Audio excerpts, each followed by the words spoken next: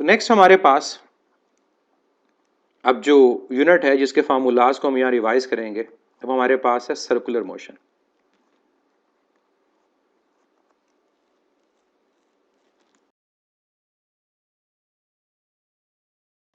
अब circular motion में हमारे पास जो टॉपिक है बड़े लिमिटेड से हैं, बहुत ज़्यादा टॉपिक नहीं है। सबसे पहले हम बात करते हैं एंगुलर डिस्प्लेसमेंट की।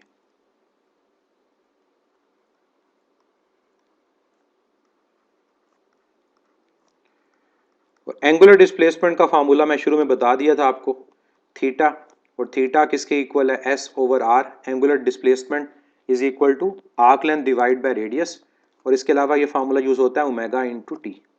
यूनिट आपको पता है कि इसका ऐसा ही रेडियन है। सेकंड हमारे पास जो फार्मूला है वो किसका है, वो हमारे पास है एंगुलर वेलोसिटी का, जिसको हम रिप्रेजेंट किससे करते हैं, omega rate of change of angular displacement delta theta over delta T. और इसके अलावा ये फार्मूला हमारे पास किसके इक्वल होता है, टेंजेंशियल स्पीड ओवर रेडियस, कि जब एक बॉडी एक सर्कल में रोटेट करती है तो जो स्पीड हमारे पास होती है वो वी टी, और डायरेक्शन अलॉन्ग टेंजेंट ये वी टी है, और ये हमारे पास आर, तो V T divide by R ये भी हमें क्या फाइंड करने में हेल्प करेगा, ओमेगा को फाइंड करने में हेल्प कर रहा होगा।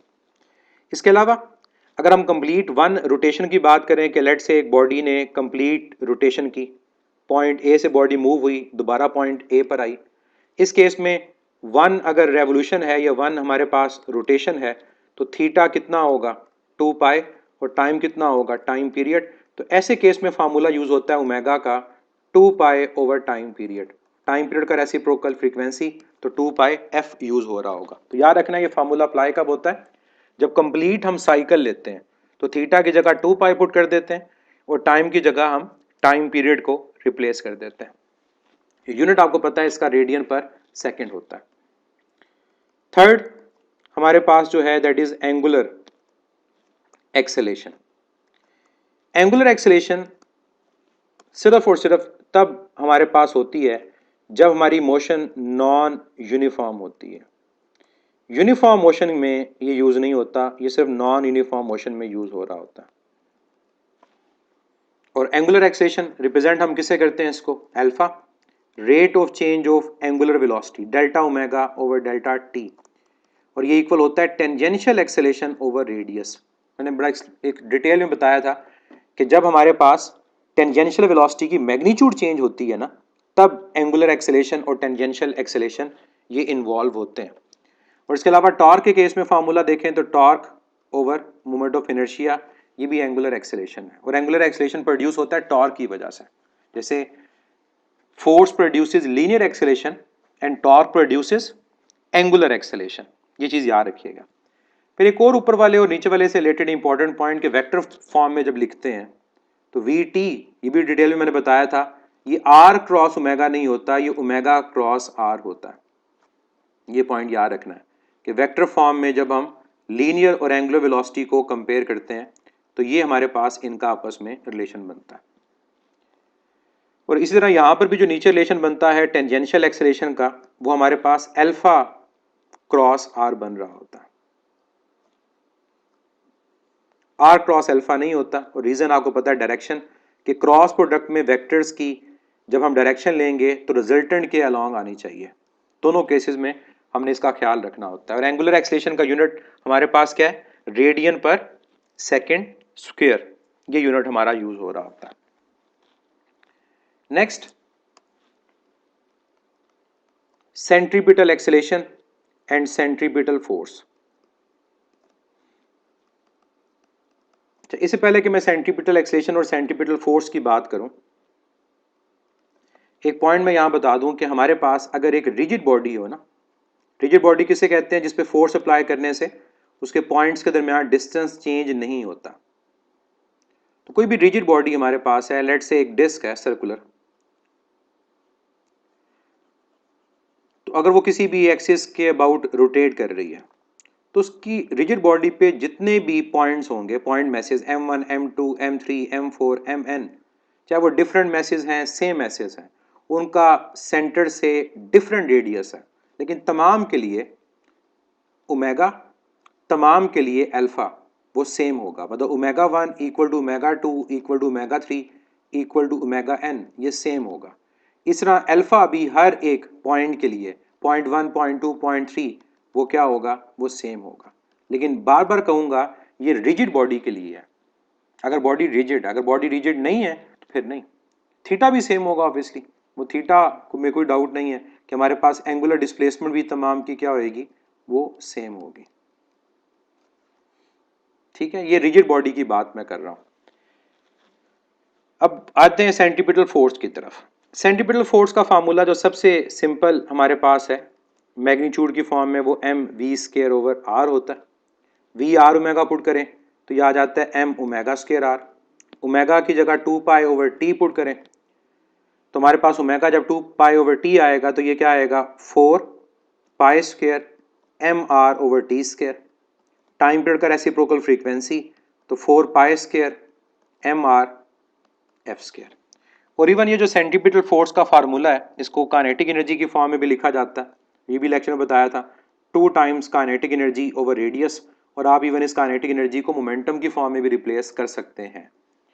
अब इन फार्मूलाज में देखें तो कहीं पर आर के साथ रिलेशन इनवर्स है, कहीं पर डायरेक्ट है, कहीं पर पावर 1 के साथ है, कहीं पर पावर 2 के साथ है। कब कौन सा रिलेशन करेक्ट होगा ये डिपेंड करेगा हमारी कंडीशन के ऊपर।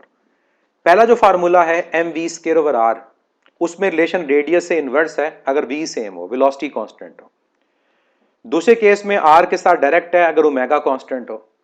तीसरे में भी आर के साथ हमारा जो रिलेशन है वो क्या है, वो डायरेक्ट है। और यहां पर भी हमारे पास क्या कांस्टेंट होगा, यहां पर भी जो कांस्टेंट होगा वो टाइम पीरियड कांस्टेंट होगा, बाकी तो वैसे ही कांस्टेंट है। फोर्थ में भी आर के साथ डायरेक्ट रिलेशन है और यहां पर भी क्या होगा, फ्रीक्वेंसी कांस्टेंट होगी। तो मींस हमें कंडीशन बताएगा एग्जामिनर, वेलोसिटी कांस्टेंट है तब क्या रिलेशन है, ओमेगा कांस्टेंट है तब क्या रिलेशन है, टाइम पीरियड कांस्टेंट है तब क्या रिलेशन है, फ्रीक्वेंसी कांस्टेंट है तब क्या रिलेशन है, और अगर काइनेटिक एनर्जी बॉडीज की कांस्टेंट हो और आर के साथ कंपेयर करना हो तब क्या रिलेशन है। तो ये ख्याल रखना है कि आर के साथ रिलेशन तभी बनेगा जब आपको एक थर्ड क्वांटिटी के बारे में बताएगा कि उसका रिलेशन क्या है। तो ये सेंटीपिटल फोर्स के फार्मूलाज हमें पता होने चाहिए और कब कौन सा रिलेशन ये देखना है। फिर अगर हम वेक्टर फॉर्म में सेंटीपिटल फोर्स को लिखते हैं तो एक तो आगे magnitude M V square over R. आपको पता है कि सेंटीपिटल फोर्स को रेडियल फोर्स और इसके अलावा सेंट्रल फोर्स का नाम भी दिया जाता है। ये टुवर्ड सेंटर होती है, अलोंग रेडियस होती है। इसका मतलब यहां पर जो पोजीशन वेक्टर आएगा वो आएगा आर कैप, और ये टुवर्ड सेंटर है तो यहां साइन क्या आता है, नेगेटिव आता है। क्योंकि अगर एक बॉडी एक सर्कल में रोटेट कर रही है, ये हमारे पास उसका एक्सिस ऑफ रोटेशन, ये वो बॉडी है जिसका मास m, तो जो पोजीशन वेक्टर है वो ये r है। और आप इसकी डायरेक्शन देख सकते हैं, ये लेफ्ट टू राइट है, टुवर्ड्स पॉजिटिव एक्स एक्सिस। लेकिन जो आपका सेंटीपिटल फोर्स होती है वो इस पोजीशन वेक्टर के ऑपोजिट होती है। इस वजह से सेंटीपिटल फोर्स के फार्मूला में यहां साइन क्या आता है, नेगेटिव साइन आता है। और फिर मैंने एक और इसमें कंडीशन बताई थी कि जो यूनिट वेक्टर होता है वो वेक्टर डिवाइड बाय मैग्नीट्यूड होता है।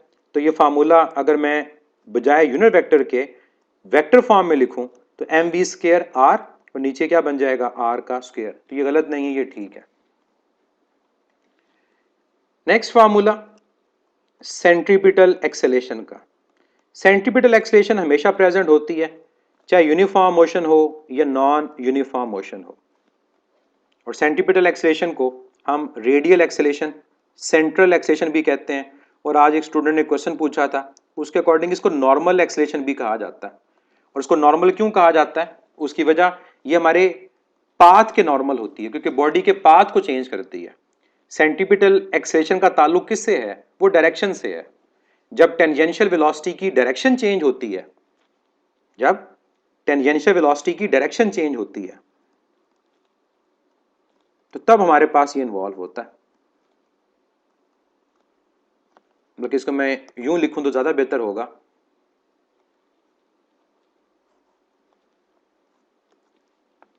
कि centripetal acceleration changes direction of tangential velocity. शाने नॉर्मल ऐसे कि जिस पाथ पे बॉडी मूव कर रही होती है, अगर ये बॉडी की वेलोसिटी है तो जो सेंटीपिटल एक्सेलेरेशन होती है वो उस पाथ के परपेंडिकुलर अप्लाई होती है, नॉर्मल अप्लाई होती है। और इस सेंटीपिटल एक्सेलेरेशन की वजह से उसका जो पाथ होता है वो स्ट्रेट पाथ से क्या हो जाता है, कर्व हो जाता है। तो सेंटीपिटल एक्सेलेरेशन को नॉर्मल इसलिए कहते हैं क्योंकि ये बॉडी का जो पाथ होता है, पाथ ऑफ मोशन, उसके नॉर्मल अप्लाई होकर उसके पाथ को कर्व पाथ में कन्वर्ट करती है। इस वजह से हम इस एक्सेलेरेशन को नॉर्मल एक्सेलेरेशन का नाम देते हैं। ये पाथ के नॉर्मल होती है। अब सेंटीपिटल एक्सेलेरेशन के फार्मूलाज कोई डिफरेंट नहीं है। ये ऊपर जो फार्मूलाज लिखे ना मैंने, इन फार्मूलाज में एम ना लिखें, क्योंकि जो सेंटीपिटल हमारे पास एक्सेलेरेशन होगी वो कैसे आएगी, सिंपली फोर्स को डिवाइड कर दे mass, second equation of motion, तो हर फार्मूला में मैस कैंसिल होता जाएगा, v square over r, omega square r, इसके अलावा 4 pi square r over t square, और इसके अलावा 4 pi square r into f square. ये सेंटीपिटल एक्सेलेरेशन के फार्मूलाज हैं। और इसको भी अगर वेक्टर फॉर्म में आप लोग लिखते हो तो यहाँ भी नेगेटिव साइन आएगा, v स्क्वायर ओवर आर, और यहाँ पर आएगा r यूनिट वेक्टर। और इसको मैं अगर वेक्टर फॉर्म में लिखूं तो नीचे आ जाएगा r का स्क्वायर और यहाँ r वेक्टर। और कई दफ़ा एग्जामिनर कंफ्यूज करने के लिए यूं लिखता है v over R whole square into R vector. ये किसका फार्मूला है, तो ये सेंटीपिटल एक्सेलेरेशन का फार्मूला होता है, क्योंकि नया ये कोई फार्मूला नहीं है। नेक्स्ट यहाँ मैं सेंटीपिटल एक्सेलेरेशन के साथ ही टेंजेंशियल की बात भी करना चाहूँगा, और सेंटीपिटल के साथ मैं ये पॉइंट लिख दूँ ताकि आपको याद रहे कि centripetal acceleration is present in both uniform and non-uniform circular motion। क्योंकि जहां भी सर्कुलर मोशन होगी वो होगी सेंटीपिटल एक्सेलेरेशन की वजह से, उसके अलावा तो बॉडी का पाथ बेंड ही नहीं हो सकता। तो ये हर तरह की हमारे पास मोशन में प्रेजेंट होती है, लेकिन जो एंगुलर एक्सेलेरेशन है और उसके अलावा जो टेंजेंशियल एक्सेलेरेशन है ये सिर्फ और सिर्फ नॉन यूनिफॉर्म सर्कुलर मोशन में प्रेजेंट होते हैं। अच्छा, एक और चीज़ मैं यहाँ पर क्लियर करना चाहूँगा कि कई दफ़ा स्टूडेंट पूछते हैं कि जब बॉडी की यूनिफॉर्म मोशन होती है, सर सेंटीपिटल एक्सेलेरेशन की हम सिर्फ मैग्नीट्यूड कांस्टेंट लेते हैं, हम कहते हैं उसकी डायरेक्शन चेंज हो रही होती है। ये पॉइंट कैसा है?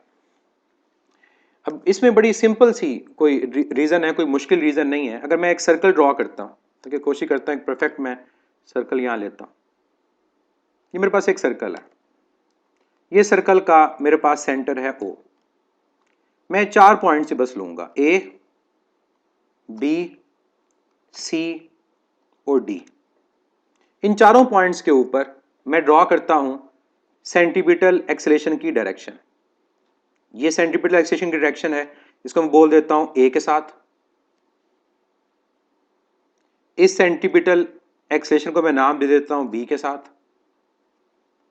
इस सेंटीपिटल एक्सेलेरेशन को मैं नाम दे देता हूं C के साथ, और इस सेंटीपिटल एक्सेलेरेशन को मैं नाम दे देता हूं D के साथ। मुझे बताएं, क्या इन चारों पॉइंट्स पे सेंटीपिटल एक्सेलेरेशन की डायरेक्शन सेम है? क्या इन चारों पॉइंट्स के ऊपर जो मैं यूनिट वेक्टर यूज करूंगा, क्या सबके साथ I यूज करूंगा, सबके साथ J यूज करूंगा, सबके साथ नेगेटिव I यूज करूंगा, या सबके साथ नेगेटिव J यूज करूंगा?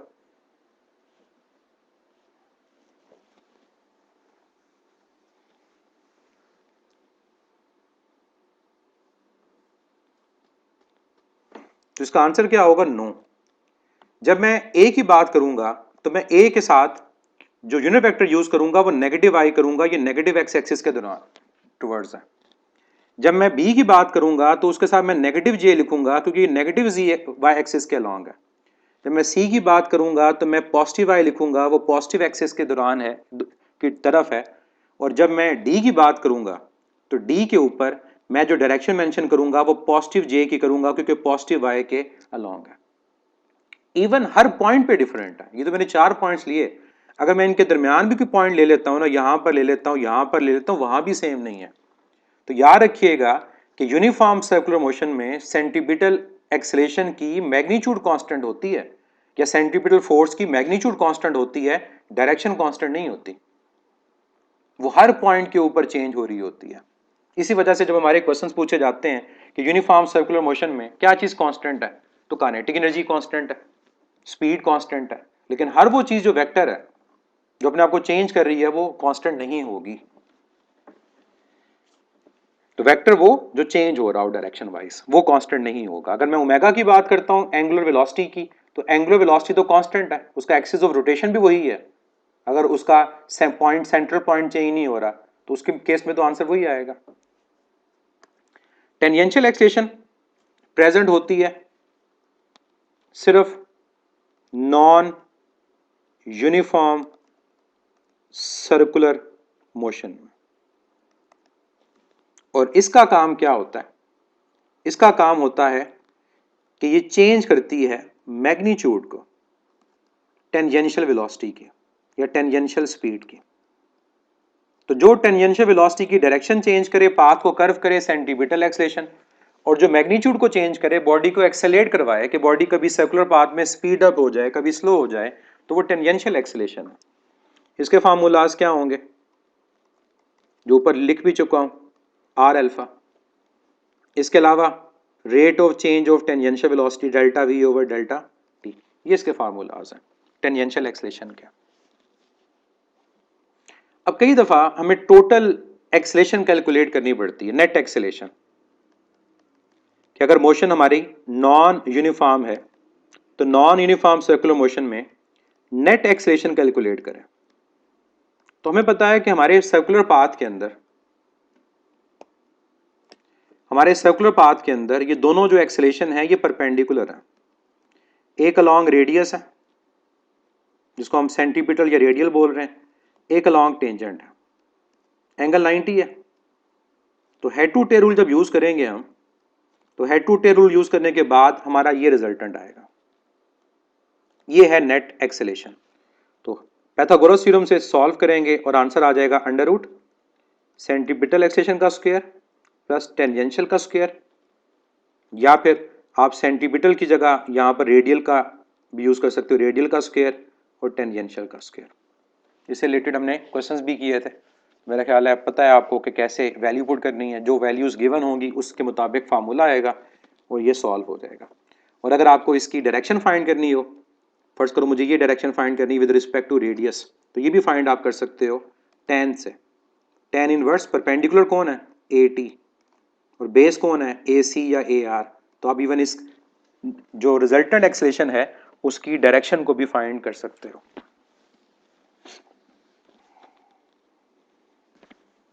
ठीक है,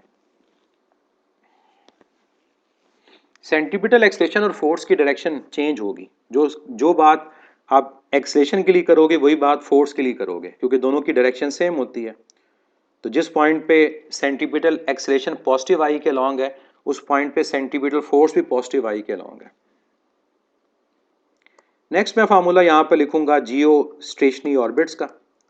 ऐसा ये न्यूमेरिकल में यूज तो नहीं होता, लेकिन इससे रिलेटेड न्यूमेरिकल जरूर आते हैं, और इससे रिलेटेड न्यूमेरिकल मैं बताता हूँ कैसे आएंगे। फार्मूला बनता है GMT² over 4π² whole cube root, और इवन ये फार्मूला यूं भी लिखा जाता है R³ is equal to GMT² over 4π²। याद रखिएगा कि जियो स्टेशनरी ऑर्बिट्स जो हैं ये अप्लाई होती हैं ऑर्बिटल मोशन में, क्योंकि सैटेलाइट ऑर्बिटल मोशन में है। इसका मतलब ये जो फार्मूला बना इसमें जो R³ का रिलेशन T के स्क्वायर के साथ है, ये ऑर्बिटल मोशन में अप्लाई होता है, स्पिन मोशन में अप्लाई नहीं होता। अब मैं आपको ऑर्बिटल और स्पिन की एग्जांपल अगर अर्थ से ही दूं, तो फर्ज करें हमारे पास ये सन है और सन के अराउंड अर्थ रिवॉल्व कर रही है। तो अर्थ की दो तरह की मोशन है यहाँ पर। जो अर्थ रिवॉल्व कर रहा है अराउंड द सन, ये इसकी ऑर्बिटल मोशन है। लेकिन इसके अलावा जो अर्थ अपने एक्सिस के अराउंड स्पिन कर रही है, ये इसकी स्पिन मोशन है। ये फार्मूला दोनों पर अप्लाई नहीं होगा, मैं बार बार रिपीट कर रहा हूं। ये फार्मूला जो है R³ का T² से ये सिर्फ अप्लाई होगा ऑर्बिटल मोशन के केस में। इसमें एक और मैं एग्जांपल अगर दूं सेटेलाइट की, तो हमारे पास जो सेटेलाइट होती है या मून है वो रिवॉल्व कर रहा है अर्थ के अराउंड, और वो मोशन कौन सी है? सैटेलाइट की। सैटेलाइट की मोशन ऑर्बिटल है, इस पे अप्लाई हो जाएगा, लेकिन अर्थ की स्पिन मोशन के लिए या किसी भी बॉडी की स्पिन मोशन के लिए अप्लाई नहीं होगा। अब दो मैं रिलेशन यहां पर लिख देता हूं, ऑर्बिटल का भी और स्पिन का भी, ताकि क्वेश्चन अगर आए कि डिस्टेंस सैटेलाइट और अर्थ के दरमियान, डिस्टेंस सन और अर्थ के दरमियान अगर चेंज हो तो तब क्या फार्मूला यूज होगा। तो ऑर्बिटल मोशन में हमारा फार्मूला होगा R cube proportional to T square. Normally time को कैलकुलेट करने को कहा जाता है तो T proportional to R power 3/2, और जब रेशो का सवाल आता है तो T1/T2 is equal to R1/R2 whole power 3/2। और ये पावर 3/2, 5/2, 7/2, 4/3, 3/4 सॉल्व करने का मैंने मेथड बताया था, मैं उसको रिपीट कर दूं। ऐसी पावर आए तो वैल्यूज को देखें कि वैल्यूज का पहले क्या क्यूब ले लें या पहले उनका स्क्वायर रूट ले लें। तो ये पावर यूं लिख लें, पहले इसका स्क्वायर रूट ले लें फिर क्यूब ले लें, आंसर आ जाएगा। या इसको उल्टा भी किया जा सकता है।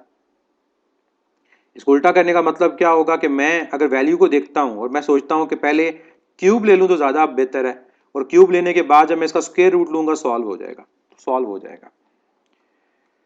अब मैं स्पिन मोशन में अगर बात करूं कि स्पिन मोशन में फिर क्या फार्मूला अप्लाई होगा, जैसे आपके चैप्टर नंबर 5 में क्वेश्चन है कि अगर अर्थ का रेडियस हाफ हो जाए तो फिर ड्यूरेशन ऑफ डे क्या हो जाएगा। तो स्पिन मोशन में याद रखिएगा law of conservation of angular momentum use होता है, और वहां पर टाइम का रिलेशन आर के स्क्वायर के साथ डायरेक्ट होता है, और वहां जो रेशियो बनती है T1/T2 is equal to R1/R2 whole square बनती है। और अगर इसमें मैस भी चेंज हो रहा हो तो फिर T का रिलेशन mr स्क्वायर से होगा, फिर आपका बनेगा T1/T2 is equal to M1/M2 into R1/R2 whole square. फिर ये रिलेशन बन रहे होते हैं। मेरा ख्याल है फार्मूलाज हो गए पूरे। इस फार्मूला में एक और भी फार्मूला लिख देता हूं, आपको ये भी यूज करना पड़ सकता है कहीं पर, ऑर्बिटल वेलोसिटी को फाइंड करने का। उसका फार्मूला हमारे पास होता है √Gm/r। आर क्या है हमारे पास? ऑर्बिटल रेडियस, कि अगर हमारे पास ये सैटेलाइट अर्थ के अराउंड रिवॉल्व कर रही है, ये ऑर्बिटल रेडियस है। इसमें जो फार्मूला में मैस है वो अर्थ का मैस है। सैटेलाइट का मैस डबल करें, हाफ करें, उससे ऑर्बिटल स्पीड को फर्क नहीं पड़ता। और जो हम कहते हैं जियो स्टेशन सैटेलाइट की ऑर्बिटल स्पीड 3.1 किलोमीटर पर सेकंड है, वो आप इसी फार्मूला से कैलकुलेट कर सकते हो। और इवन ये फार्मूला अगर हमारे पास यूं लिखा जाए 2πr/t तो सेम आंसर आएगा। ये in terms of time period है, वो इन टर्म्स ऑफ मैस और कैपिटल जी है। ये कहां से लिखा मैंने? v is equal to r omega से। कि यूनिफॉर्म सर्कुलर मोशन में कौन सी क्वांटिटीज होती हैं और नॉन यूनिफॉर्म सर्कुलर मोशन में कौन सी क्वांटिटीज होती हैं।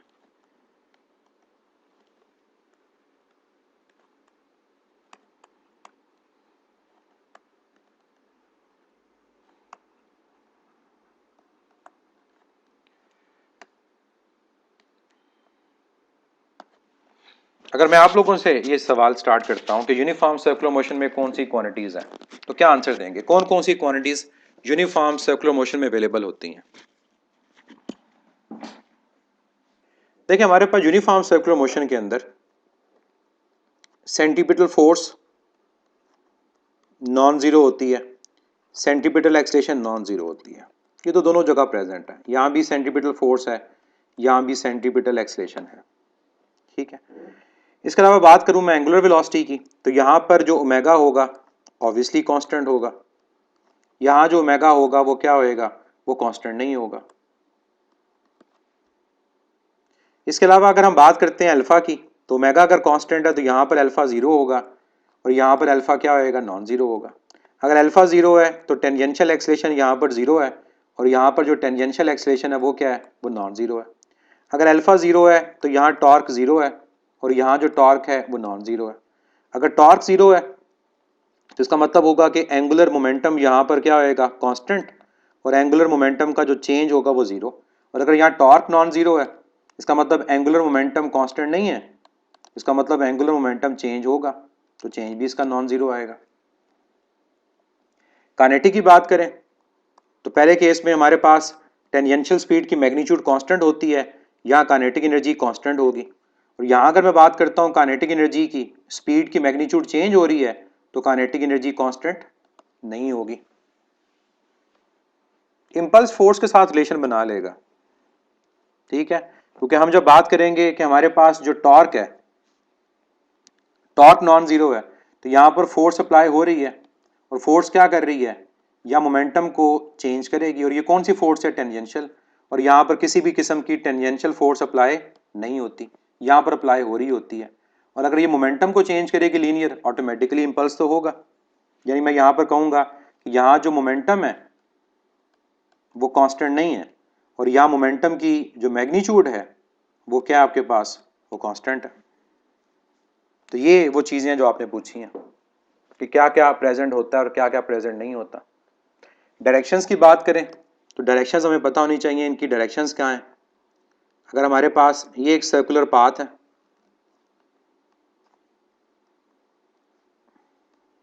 एंगुलर क्वांटिटीज जो सारी की सारी होती हैं वो अलोंग एक्सिस ऑफ रोटेशन होती हैं। हमारे पास टॉर्क थीटा अगर वेक्टर है, ओमेगा, अल्फा, एंगुलर मोमेंटम, ये तमाम वो हमारे पास क्वांटिटीज होती हैं जिनको एक्सियल बोला जाता है, अलोंग एक्सिस होती हैं। इसके अलावा हमारे पास क्वांटिटीज हैं जो अलोंग रेडियस हैं। जो अलोंग रेडियस हमारे पास क्वांटिटीज हैं उनमें कौन कौन आता है, उनमें सेंटीपिटल एक्सेलेरेशन आती है, उनमें सेंटीपिटल फोर्स आती है, और ये क्वांटिटीज हमारे पास कहलाती हैं रेडियल। इसके अलावा अगर लिखना चाहें तो हम पोजीशन वेक्टर भी लिख सकते हैं आर। फिर कुछ क्वांटिटीज हमारे पास होती हैं जो अलोंग टेंजेंट होती हैं। अलोंग टेंजेंट जो क्वांटिटीज हैं उनमें टेंजेंशियल वेलोसिटी आती है, उनमें टेंजेंशियल एक्सेलेरेशन आती है। टेंजेंशियल एक्सेलेरेशन के अलावा हमारी टेंजेंशियल फोर्स आती है। टेंजेंशियल फोर्स के अलावा हमारा जो लीनियर मोमेंटम है ये आता है। और ये जो तमाम क्वांटिटीज़ हमारे पास होती हैं ये क्या कहलाती हैं, ये क्वांटिटीज़ हमारे पास कहलाती हैं टेंजेंशियल क्वांटिटीज़। और इनका आपस में एंगल अगर देखें तीनों का तो 90 होगा। ये एंगल हमारे पास 90 है, ये एंगल 90 है, तो तीनों म्यूचुअली परपेंडिकुलर है।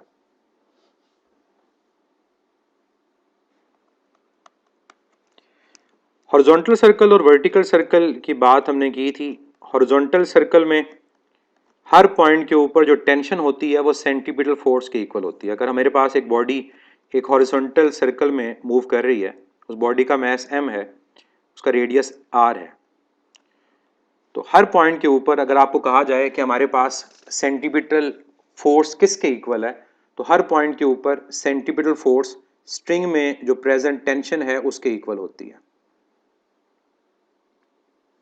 ये स्ट्रिंग की टेंशन है। टेंशन हमेशा बॉडी से अवे होती है, टेंशन हमेशा बॉडी से अवे होती है, टुवर्ड्स सेंटर होती है। तो इस हॉरिजॉन्टल सर्कल में हर पॉइंट पे जो टेंशन है वही सेंटीपिटल फोर्स के इक्वल है, और ये किसके इक्वल है, M we square over R. कई दफ़ा हमें स्पीड फाइंड करने को कहा जाता है, तो फार्मूला क्या बनेगा, T R over M whole under root. तो दूसरा हमारे पास इसमें केस आता है, वो हमारे पास आता है वर्टिकल सर्कल का। ये थोड़ा सा आपके पास डिफरेंट है। हॉरिजॉन्टल सर्कल में वेट क्यों नहीं इन्वॉल्व होता, क्योंकि हर पॉइंट पे जब हम वेट की डायरेक्शन को देखते हैं ना, तो वेट किसी भी पॉइंट पे टुवर्ड सेंटर नहीं है। बॉडी यहाँ पर हो, बॉडी यहाँ पर हो, बॉडी यहाँ पर हो, या बॉडी यहाँ पर हो, हर पॉइंट के ऊपर वेट टुवर्ड सेंटर एक्ट नहीं कर रहा। और सेंटीपिटल का मतलब होता है सेंटर सीकिंग, जो सेंटर की तरफ हो। तो सेंटर की तरफ हर पॉइंट पे कौन है, टेंशन है। इस वजह से हॉरिजॉन्टल सर्कल में टेंशन ही सेंटीपिटल फोर्स के इक्वल आता है। लेकिन जब बॉडी को हम वर्टिकल लूप देते हैं, वर्टिकल पाथ में बॉडी रोटेट कर रही होती है, तो वहां पर हमारे पास क्या होता है, वहां पर वेट इन्वॉल्व होता है। इसी वजह से हमारे फार्मूलाज के अंदर हम देखेंगे कि वेट सेंटीपिटल फोर्स का कॉज बनेगा। अब मैं इसमें अगर पॉइंट्स को डिस्कस करता हूं, तो मेरे पास लेट से ये सेंटर है O, ये मेरे पास इसका रेडियस है R। इस पॉइंट को बोल देते हैं मैस m पॉइंट A के ऊपर है। यहाँ से मूव करके बॉडी यहाँ पर आ गई टॉप पर, ये इसका पॉइंट B। इसके बाद बॉडी यहाँ से रोटेट करके यहाँ पर आ गई बिल्कुल A के ऑपोजिट साइड के ऊपर B और सॉरी C, और इसके बाद बॉडी रोटेट करके B के ऑपोजिट पॉइंट पर आ गई जो पॉइंट क्या है D। और भी कोई भी पॉइंट हो सकता है जहां पर आप ये चीज कैलकुलेट कर सकते हो। अब यहां पर अगर मैं फाइंड करना चाहता हूं कि मेरे पास हर पॉइंट के ऊपर सेंटीपिटल फोर्स का फार्मूला क्या होगा, हर पॉइंट के ऊपर टेंशन का फार्मूला क्या होगा, तो मैं क्या करता हूं, मैं वेक्टर्स को यहाँ ड्रॉ करता हूं। पहले वेट को मैं हर पॉइंट पे रिप्रेजेंट करता हूं। यहाँ पर मेरा वेट डाउनवर्ड mg, यहाँ पर मेरा वेट डाउनवर्ड mg, यहाँ भी वेट डाउनवर्ड mg और यहाँ पर भी वेट डाउनवर्ड mg। अब टेंशन को रिप्रेजेंट करें, tension along the string away from body, tension along the string away from body, tension along the string away from body and tension along the string away from body. अब resultant find करें। हर point पर पता चल जाएगा कि centre की तरफ कौन सी फोर्स है, जो सेंटीपिटल फोर्स। यहाँ सेंटर की तरफ फोर्स जो है वो सिर्फ कौन सी है, टेंशन। यहाँ सेंटर की तरफ जो फोर्स है वो कौन सी है, वो टेंशन और वेट का सम, क्योंकि डायरेक्शन सेम है। यहाँ पर सेंटर की तरफ फोर्स सिर्फ टेंशन, और यहाँ पर जो है सेंटर की तरफ फोर्स वो टेंशन और वेट का डिफरेंस है। तो मैं अब हर पॉइंट पे लिखूं तो पॉइंट ए के ऊपर जो सेंटीपिटल फोर्स है वो टेंशन के इक्वल है, हॉरिजॉन्टल सर्कल की तरह। सी पॉइंट के ऊपर भी सेंटीपिटल फोर्स टेंशन के इक्वल है। बी पॉइंट के ऊपर और डी पॉइंट पर ऐसा नहीं है। अगर मैं बी पॉइंट और डी पॉइंट को स्पेसिफिकली यहां मेंशन करूं तो मेरे पास डी पॉइंट के ऊपर सेंटीपिटल फोर्स टेंशन और वेट का सम है, क्योंकि टेंशन और वेट की डायरेक्शन सेम है। और यहां से जब हम टेंशन को कैलकुलेट करते हैं तो टेंशन सेंटीपिटल फोर्स और वेट के डिफरेंस के इक्वल आती है, जिसको हम लिखते हैं यूं भी, m we square over r, m common ले लें तो v square over r minus g, और कहते हैं ये टेंशन क्या है, ये मिनिमम है। डी पॉइंट पर अगर हम देखें तो दोनों ऑपोजिट डायरेक्शन में है। अपवर्ड को ग्रेटर लेंगे, डाउनवर्ड को नेगेटिव, क्योंकि रिजल्टेंट कहाँ है, सेंटीपिटल टुवर्ड सेंटर है, तो टेंशन ग्रेटर लेंगे।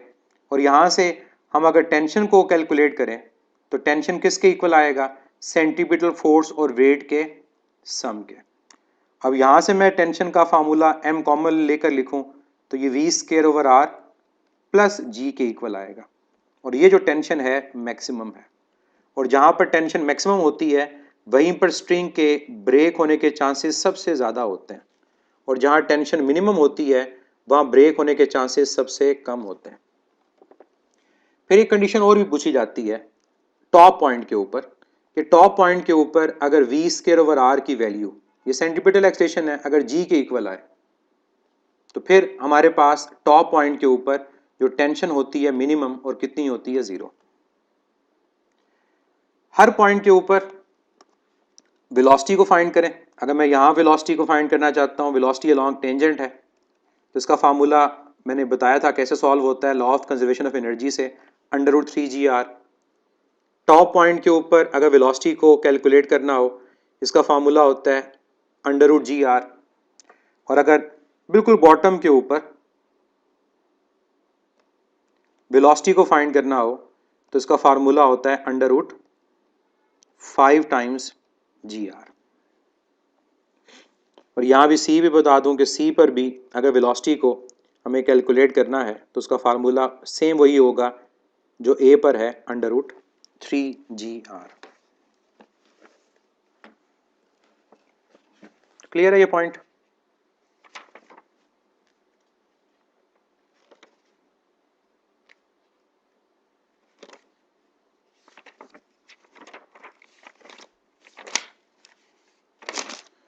कोई डाउट इसमें है तो बताएं इन पॉइंट्स में। और यहाँ वर्टिकल सर्कल में मैं आपको एक शॉर्टकट भी लिखवा दूं, इसका मैंने जिक्र किया था टेस्ट में भी, कि वर्टिकल सर्कल में अगर हमें किसी पॉइंट के ऊपर टेंशन फाइंड करनी हो और किसी पॉइंट पे वेलोसिटी फाइंड करनी हो, इन पॉइंट्स के अलावा भी, तो वो शॉर्टकट क्या है? वेलोसिटी का जो शॉर्टकट हमारे पास है that is √ 3 time g r plus 2 g r cos theta. और जो हर पॉइंट पे टेंशन का शॉर्टकट मैंने बताया था वो क्या था, वो था g cos theta plus v square over r. अब थीटा क्या है, जब बॉडी वर्टिकल सर्कल में रोटेट कर रही होगी तो बॉटम पॉइंट के रेफरेंस से जो उसका एंगल होगा, अगर बॉडी यहां पर है, यहां पर एंगल 0 है, इसके बाद वो जितना भी एंगल मूव करती है ये एंगल थीटा है। आप इस शॉर्टकट को अप्लाई करके देख सकते हैं, जब बॉडी पॉइंट ए पर आएगी तो पॉइंट ए के ऊपर एंगल कितना होगा 90, पुट करके देखिएगा आंसर यही आएगा। जब बॉडी पॉइंट बी पर आएगी तो पॉइंट बी के ऊपर एंगल कितना आएगा 180। जब बॉडी पॉइंट सी पर आएगी एंगल कितना आएगा 270 और यहाँ पर 0। चेक कर लीजिएगा इस शॉर्टकट से, जो मैंने ऊपर रिजल्ट लिखे हैं वही आपका आंसर आएगा।